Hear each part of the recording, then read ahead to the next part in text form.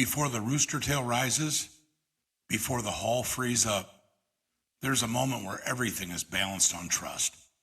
Trust in the boat, trust in the build, trust in the hardware pushing it forward. This is Extreme V, the top tier of V-bottom offshore racing. 40 plus feet of purpose-built aggression, twin high horsepower engines, and Arneson surface drives, doing what only they can do. Lifting the hull, freeing the boat, and turning raw power into speed you can't fake. There are no brackets here, no equalizers, no hiding from the water. Extreme V is about commitment, because surface drive boats don't forgive hesitation. Every trim input matters, every wave faces a decision, and once the drives are flying, lifting isn't always an option. Arnesons don't make boats easy, they make them honest. They demand balance, they demand discipline, and they reward drivers who understand that control doesn't come from backing out. It comes from staying ahead of the boat. This is where hull design becomes everything. And when you talk about hulls that can live at speed, hulls that stay planted when the drives are free, one name stands above the rest: Fountain. Long, sharp, predictable when others get nervous. Fountain hulls were built to let surface drives work, to stay composed when the water turns ugly and the throttles stay down.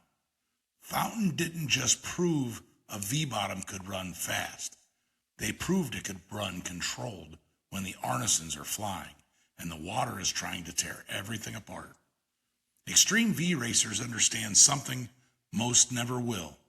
Horsepower is the easy part. Managing it, wave after wave, mile after mile, that's where races are won. That's why the build matters. That's why the rigging matters. That's why the people behind the boat matter. Today we sit down with American Custom Marine, the craftsmen responsible for turning hulls into systems, the ones who make sure the drives stay hooked, the boat stays balanced, and nothing fails when the water gets violent. These boats aren't built for comfort. They're built for moments like the ones you're watching now. Full throttle, drives up, hull free, and no lift in sight. Because in Extreme V, the water doesn't reward caution. It rewards preparation, precision, and the nerve to stay in it when others back out. This is Extreme V. This is Fountain heritage on Arneson drives, and this is As the Prop Turns.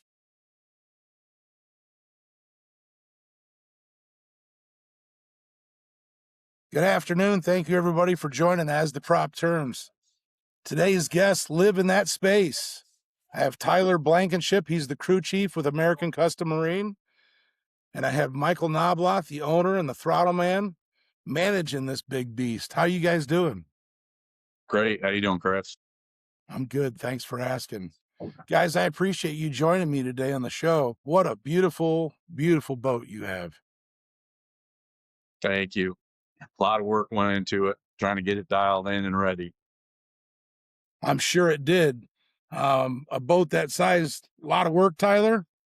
Absolutely. Yeah. A lot of cleaning, a lot of planning, a lot of just taking care of everything inside and out. And yeah, it's a project. That's for sure. I'm sure it is. Hey, before we get technical, I want to understand how you got here, Tyler. How did you find yourself in a position at your age? And I don't want to bug you with your age, but you're the crew chief for the American Custom Marine Extreme V. I mean, how cool is that, man? You're a young dude. Yeah, definitely never expected it to get to this point. I've always been a fan of offshore racing. I grew up, fourth and fifth grade, walking down in St. Clair when they had the races here and looking at the Miss Geico boat. Actually saw posters in my office of the Bacardi Silver boat and Budweiser Select, which were my favorite teams, ironically black and red. Yeah. Still kept those posters till this day. And going through college, I ended up working for Mike, selling boats here at American Custom Marine, listing them online, and just growing knowledge of just how everything works, the ins and outs of them.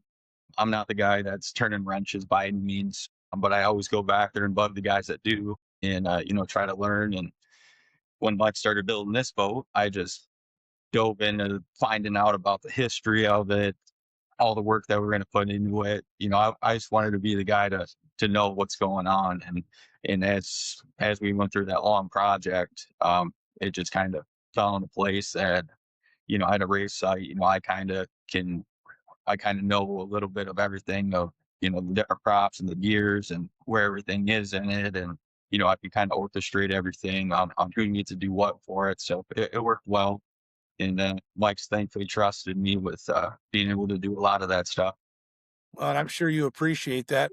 Michael, looking at this boat, how did you get here? What brought American Custom Marine to explain where you've evolved from?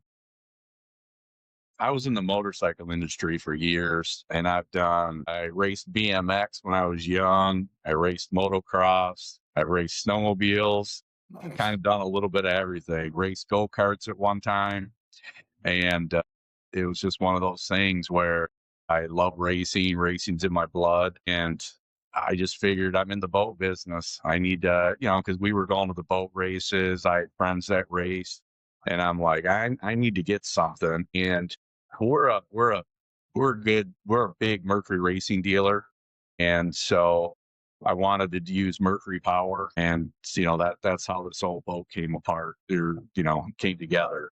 Well, and I also noticed you got an award for Mercury Marine can you tell us about your dealership award? It's a service award for doing outstanding service work, because every time you do any warranty work for Mercury, the customers get a survey. And then when that survey gets filled out, the information goes back to Mercury, and we got one of the highest scores. So we got the CSI award. Wow, congratulations. I'll tell you what, if your work looks anything like your boat, I understand why. I mean, that thing's it's amazing. So, I'm a little picky. well, it shows, like, again, it's just to me, it's a piece of art. That boat is like a piece of art.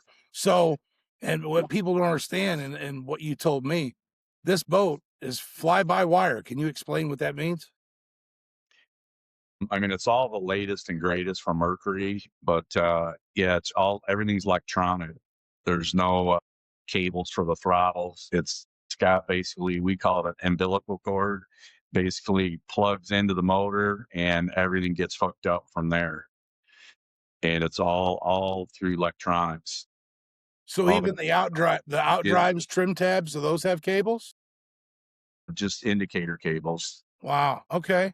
That's amazing. That's technology that you don't see a lot of these days in boats, right? This new technology that guys are all going to. I mean, all the class 1 boats are all like this. Okay. That's good to know. So Tyler, when fans hear about a crew chief, they often think a guy that's wrenching, but you already said your role is bigger than that. And you've got guys that are dedicated to the wrench. That's their position. So are you handling the coordination of the team and the travel dates and making some of those plans too? Yeah, there's definitely a lot of aspects to it. I mean, I definitely wouldn't say it's the most important thing by any means. Everyone's job is just as important as the next. I can just find I'm pretty good at being able to know that someone's expertise is good in this area and let them go and do their thing. And, I'll do anything from washing the boat all the way to transporting it. I drove it from our shop here in Port Huron, Michigan, down to Key West this year. That was quite a haul. That's a long trip. So, about 5 days worth of driving. We were definitely burned out when we were done with that. Yeah, anything from that to race day, figuring out what setups, we need. We'll usually, think we got to the point that now we kind of take a little bit of a group vote on that. And just, between the guys actually in the boat, because obviously we want to keep them happy, but, looking at the water conditions and seeing what's going on out there. Right. Michael, walk us through a typical race week for you. I mean, you own this boat shop and you got a race team, but walk us through a typical week for you when there's a race. I mean, typically, the race stuff is kind of after business. So we work on the race boat after hours sometimes. The guys will come in early to work on it. Because I've got a business to run, and that's why, like for Key West last year, we had 4 other guys took everything down to Key West. I was already down in Fort Lauderdale at the Fort Lauderdale Boat Show working, and we had a Nortec had a big display down there that I worked. And so I had to be down there for that. So I went right from there to Key West. Oh, But the whole still got a business to run. So right.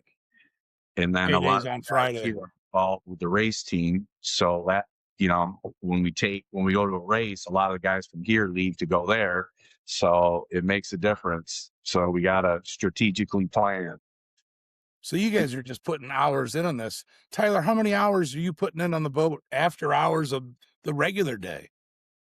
I don't even keep count, to be honest. I mean, it can be anything from actually, physically working on the boat, getting it ready for travel the next day, or, handing the guys tools or whatever. But it also goes as late as you're at home online and you see some ideas from another race boat and you start sending it to everyone on the team of like, hey, what do you think of this idea or this improvement? Or, look how this thing's running, check this Right. out. So you're always thinking about it. It's always in the back of your head. Well, and that leads right into my next question, Michael. How much testing are you doing with the boat? You've got the St. Clair River right there at your disposal. Are you constantly working on some things, making some adjustments? Yeah, I mean, I wouldn't say constantly, but yeah, it's nice having the water right here. We can go throw it, but it's all fresh water. So it's not a bunch of work. So we can go throw the boat in and run it for 15, 20 minutes, put it back on the trailer, and we're right back at the shop 10 minutes later. That makes it really convenient. So yeah, it makes it really nice to be able to, try different stuff. We can put it back on the trailer and change props, change gearings, put it right back in the water and test again. Nice. And you said you're running the Mercury Power, the 1350/1550 engines? Correct. Tyler, as a crew chief, what do those engines demand from you on the terms of the maintenance? They're actually not that bad. And that's kind of part of the reason why we went with them is, as far as in a race weekend, the only wrenching you're really doing, short of obviously if something breaks, but knock on wood, nothing has so far, is just doing your basic checks of making sure everything stays tight, pretty much cleaning them, checking the fluids. But yeah, just making sure everything's torqued down, but that's just about it. There's no major rebuilds you're doing, halfway through the season or anything like that. Honestly, we go the whole season on the single oil change, and that's about it. So, Really? yeah, like right now we have the motors pulled and on stands just because it's easier to get around them and check everything else on them, as it's winter.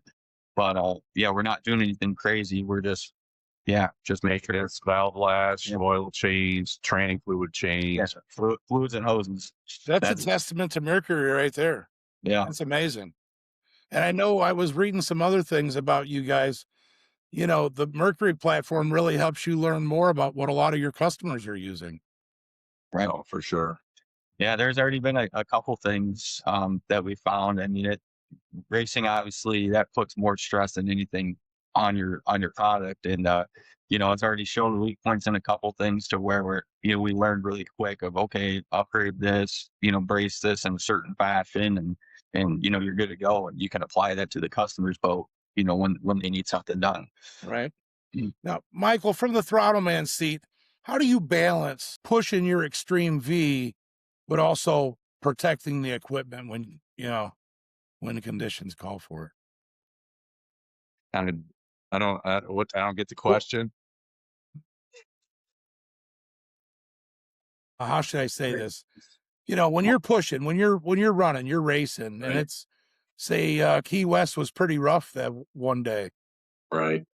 At what point do you think in the back of your head, maybe I should be protecting some equipment today and not letting it all hang out? I mean, I know you guys got those big harness and drives on the back. That boat just eats the water. But at what point do you say, okay, we're gonna back her down a notch. Yeah, I mean, it just all depends on the situation. We wanted, our big thing was we just want to finish all 3 races in Key West this year. And so I mean, we went out there and ran. We were running against that 54-foot cat. But I mean, we ran hard every day. But I mean, when you get in the rough stuff, you got to think about it. And then also us- when you're overtaking boats, what's this guy going to do? And, because you don't want to put a hole in the side of your boat, then you're done for the whole weekend. Right. And I'm glad you said that. That 54 cat you had to run against in Key West, what did they have for power? Obviously a much bigger boat. Yeah. 1350s. Okay. They had big mercury power in it too. But that's a whole huge platform to really race against. That really That's that, a whole, that was a whole tough one. different deal. Yeah. So Key West, I think the boat ran great. It looked great. But what's your plans for this season looking forward? What are you going to do? I mean, I heard some rules got rewritten. There may be some more competitors in the extreme class. There's talk of the JBS boat being in the extreme class. I'm looking forward to it. I think it's a class that definitely, hopefully, grows. Yeah. I mean, we're just, like we talked about a little bit ago, we still got a business to run. So we're Right. limited on what we can do, especially in the middle of summer when we're busy, because we've got a lot of customers that we have to take care of. So we're actually sitting down right now and we're trying to figure out what our schedule is going to be. We have a couple big poker runs that we're very involved in, and then one, Point Thunder poker run in Northern Michigan. That's a great one. We're a big sponsor for it. We probably have 80% of our customers are at that event. So, I mean, that's a huge event for us. That's very big. So stuff like that is really important. So we have to plan it's not just all about racing. We have to figure out, where we're going and when we can be back to the shop and how many days we're going to miss. And it's tough. Well, and I'm glad you said that because you have a business to run, and the race team, you kind of run it a little bit like a business when you're out and about. Your setup's amazing, and I see you selling swag and all your gear and the team stuff. I would think that poker runs were probably going to be a little bit more fun this year than the racing circuit may be, but time will tell. Yeah, we'll see. You guys have a plan to do the worlds if you meet the qualifiers? Yeah, I mean, that's our plan. We're still waiting to see what happens with where the worlds are going to be, what they're going to be. Yeah, I mean, there's a lot of stuff still up in the air. So we're just kind of waiting for all the dust to settle. Right. Tyler, when you came on board and took the role as crew chief, how do you relieve that pressure at the end of the day after it's all over on a Sunday and you got to get back in that truck and drive home? I mean, what are you doing to decompress? Honestly, the first thing we do once we get in the truck and everyone's jobs are done and you're headed home is I immediately get on the live stream from the race and I play it. I listen to it in the truck. I want to hear, what the announcers are saying. I want to, you're driving. I try to have the passenger next to you, watch the video and, I immediately want to know what else was going on that you might have missed in the moment, because you're so amped up and there's a lot going on. And to me, I really enjoy going over that. It's like watching films, kind of like what I relate it to, back in sports days in high school. I'm glad you said Yeah, that. I'm not fun the only fact. one. We'll still be at the races, and he's already shown me live stream. Look at here. Look at what you did here. You should have done this here. That's how you know you got the right guy, though. Yeah. You got to have that passion, man. You got to have the drive to, man, how can we make the next one better? I get that. That's great. Michael, That or right after a race, if something significant happened, whether something in the boat happened or on the race course, something that stood out, I'll grab the GoPro even before the boat gets to the crane and I'll start downloading it so it can be ready so I can go back and look at the video up close and see what was going on. And it's exciting to me. I enjoyed it. I'll compliment you that on your media too. Whoever does your media and all your social stuff, they're doing fantastic job. Michael, That's, how do you that's Tyler decompress? that does all that. Okay, great. Michael, how do you decompress when the work week's over? You got an off weekend, there's no racing. How do you decompress? Go boating. Yeah, I mean, I enjoy boating. I enjoy boating on the weekends and going to dinner, going to lunch on a boat. Um, I have a 39-foot Nortec with quad 400 V10s on it. And Okay. so, yeah, we'll get a group of people, go to lunch, go to dinner, go to a spot and anchor and hang out, and just I like the water. That sounds like a good time on the water. Yeah. I did the same thing in Key West after that everything was over on Sunday. I went up to my buddies in Fort Lauderdale and we went out on his, I forget how many engines on the back, but those center consoles they're getting ridiculous, but they're beautiful. I mean, they're just nothing like them when the way they ride, and they're beautiful, the amenities. So, Tyler, I got another question for you. How do you communicate expectations and limits to the guys before the race without getting into their space?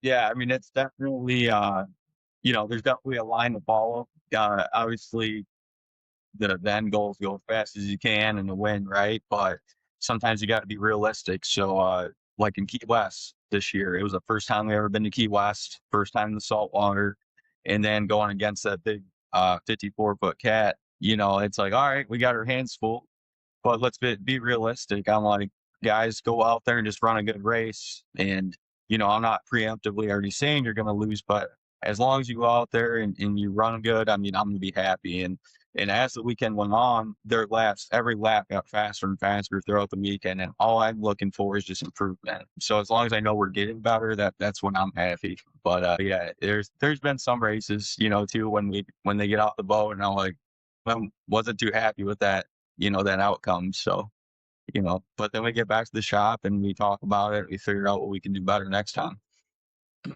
Michael, when you get out of the boat, are there things you're already thinking about? Like, man, I knew I should have ran this other set of props, or are you usually pretty happy with the setup? I know you've spent a lot of time on setup and you run a completely different package than most everybody out there, obviously.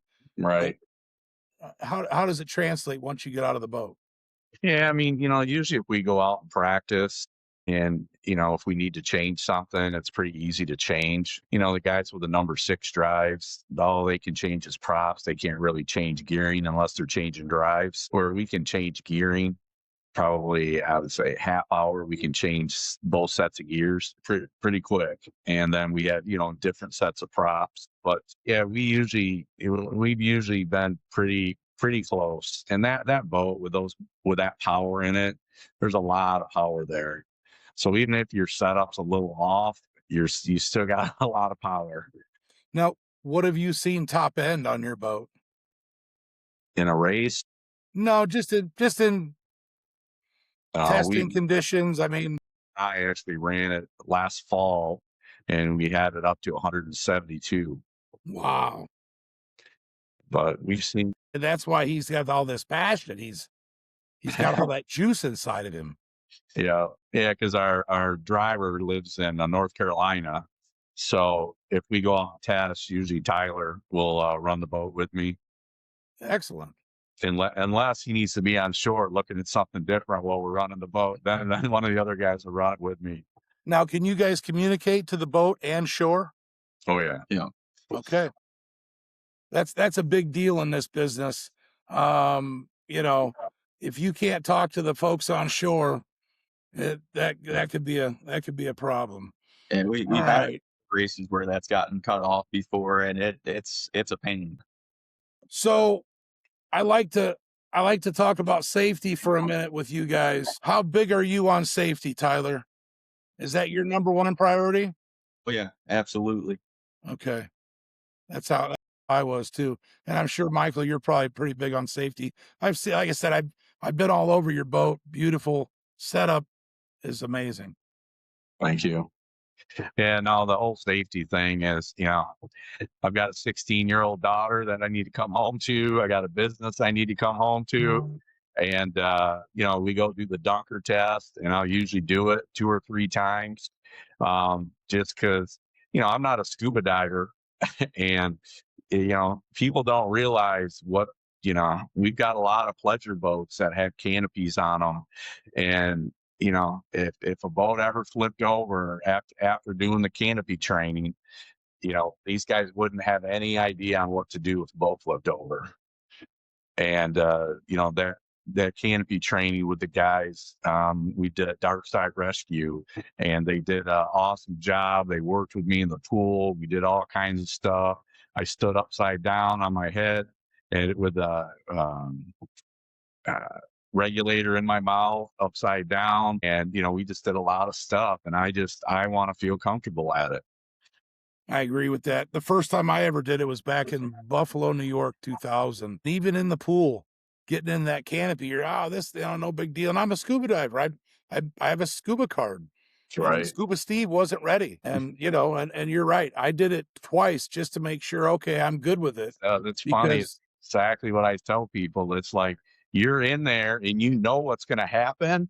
Right. And it's still nerve-wracking. So now imagine not knowing it's going to happen, and it happens. Right. And there's two divers in there literally looking at you, but you're still choking. And right. But we got through it, got it done. But I think it's really important.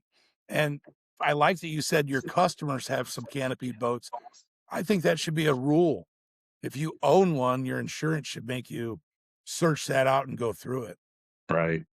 God forbid you have a passenger in there. Definitely an eye-opening process. It absolutely is. I think it should be part of it if you own one of them. And then the last thing I'm going to leave you guys with, the faith part of it. I'm trying to get Reverend Jim Black to come give us some time. I think he's gonna. What does Jim Black mean to you and your team at the races, Michael? He's actually every race that he's at, that we're at, he'll come over, and before we go out, he'll circle up with us. We'll do a little prayer, and it's awesome having him there. We really appreciate him being there. Yeah, I do too. Tyler, are you a man of faith? I am. Are you that crew chief that's in the back of your head saying, God, these guys got to just stay safe in that boat, right? Oh, absolutely. For sure. And it's definitely a sense of relief when Reverend Jim Black comes over and, he blesses you, and it sets you off in the right mood as they go out on the course. It absolutely does. And that's what I'm always praying for, safety of all the teams, the fans, the guys, the angels looking over us. It's all important stuff in this industry. So, well, I appreciate you guys giving me your time today. When you get your schedule ready, I'd love for you to release it to where we could share it so folks know where to find you. Michael, if somebody wanted to help your team and they said, hey, I want to advertise, be a part of it, where do they go to find you? Just in American Custom Marine, AmericanCustomMarine.com, ACMOffshoreRacing.com. They can get a hold of us on Facebook, Instagram. Just call us. Call us here at the shop. Well, I'll tell you what, I saw your rig headed to Florida. And Tyler, if you were pulling a boat, man, what a good looking setup. You had the boat in a bag, essentially. Yeah. Yeah. They got to keep it clean. I'm going to tell you what, you guys are top notch. If I'm going to do business with somebody, that's who I want to work with. The guys that take care of their own stuff like that, they'll give your stuff that respect. I appreciate it. Thank you. Well, again, I appreciate both of you guys showing up today, giving me the time for what I'm trying to do. I would like to keep in touch with you through the season to see how things play out for you. And if there's everything we could help do, let us know. But until then, keep the props turning, hug the ones you love because they matter. And you guys have a great weekend. And if you like the episode, share it with a friend. Thanks for coming. We really appreciate it. Thank you. Thank you. At the end of the run, when the water finally lays down, the truth is still there. Extreme V doesn't care how loud it sounded, it cares how it held together. When the throttles come back and the artisan drives settle into the water, what remains is the result of every decision made long before race day. Every measurement checked twice, every system built with purpose, every shortcut refused. This class rewards discipline, it rewards preparation, and it exposes everything else. That's why the work matters, and that's why the builders matter. At American Custom Marine, Mike and Tyler don't chase attention.